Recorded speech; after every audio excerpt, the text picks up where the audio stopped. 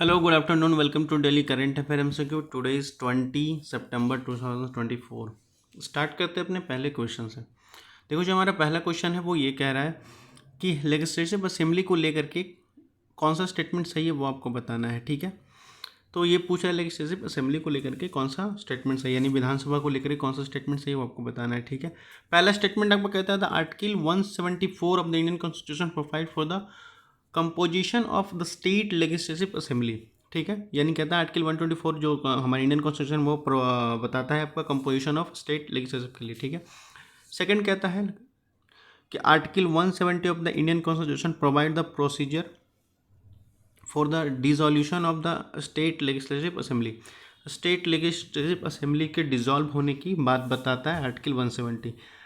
Third कहता है आपका delimitation commission review amend the representation of the state legislative, यानी डीलिमिटेशन कमीशन जो है वो रिव्यू करता है representation of state in state legislative assembly को लेकर के। ठीक है, तो इसमें से कौन सा स्टेटमेंट से आपको बताना है, बताओ।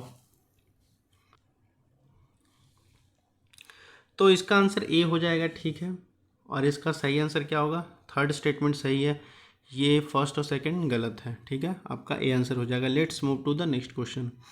तो जो हमारा नेक्स्ट क्वेश्चन है वो कह रहा है कि which of the following organism is the most frequent cause for the primary amoebic meningoencephalitis PM. Sorry for the pronunciation, नाम ही इतना अजीब है। तो इसके रिगार्डिंग कौन सा स्टेटमेंट सही है, किसके कारण ये कह सकते हो कि मोस्ट फ्रिक्वेंट ऑर्गेनिज्म है जिसके कारण ये बीमारी होती है, तो वो आपको बताना है। तो इसमें से कौन सा स्टेटमेंट सही है वो आपको बताना है, तो बताओ। देखो, इसका आंसर ए हो जाएगा। ठीक है, कि इसका आंसर क्या हो जाएगा? निकलेर्जिया फ्लावरी। ठीक है, ये हो जाएगा आपका। ठीक है, let's move to the next question.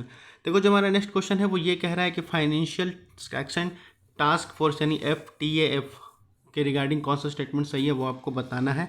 कह रहा है कि FTAF जो है वो 1991 में इस्टेब्लिश की गई थी। किस लिए इस्टेब्लिश की गई? तो कॉम्बैट करने के लिए money laundering and terrorist financing की। फर्स्ट स्टेटमेंट ये कह रहा है। सेकंड स्टेटमेंट आपका कहता है कि ये इनिशियली इस्टेब्लिश्ड हुई थी ग्रुप G7 के लिए, ग्रुप ऑफ 7 के लिए, यानी G7 के लिए एक तरह से। ठीक है, इस्टेब्लिश की गई थी G7 के द्वारा। ठीक है, थर्ड कहता है कि ये ग्रे लिस्ट करती है FTAF कंट्री को for making the significant progress but not for fully complement. ठीक है, ये ग्रे लिस्ट करती है वैसे कंट्री को जो मेकिंग द सिग्निफिकेंट, जो अपने आप में अपने कंट्री में प्रोग्रेस कर रहे हैं और टेररिस्ट एक्टिविटी को ले करके, मतलब उसको रोक लगा रहे हैं उसके अगेंस्ट में। ठीक है, लेकिन नॉट फुल्ली कंप्लाइंट, मतलब पूरी तरह से कोशिश नहीं कर पाए इसलिए। ठीक है, तो इसके रिगार्डिंग कौन सा स्टेटमेंट सही वो आपको बताना है। देखो, इसका सही स्टेटमेंट आंसर हो जाएगा बी हो जाएगा आपका। थर्ड और सेकंड, यानी सेकंड और थर्ड आपका सही है, फर्स्ट स्टेटमेंट गलत हो जाएगा, जिसके अनुसार ऑप्शन बी सही हो जाएगा। ठीक, तो that's all for the today session. आज यहीं तक रखते हैं क्योंकि न्यूज़ कुछ खास आज था नहीं, तो आपको यही 3-4 क्वेश्चन आपको देखने को मिला होगा। अगर कोई कमेंट या कोई क्वेरी हो तो please free to ask in comment section. बाकी पढ़ते लिखते रहिए। धन्यवाद, थैंक यू ऑल, नमस्कार।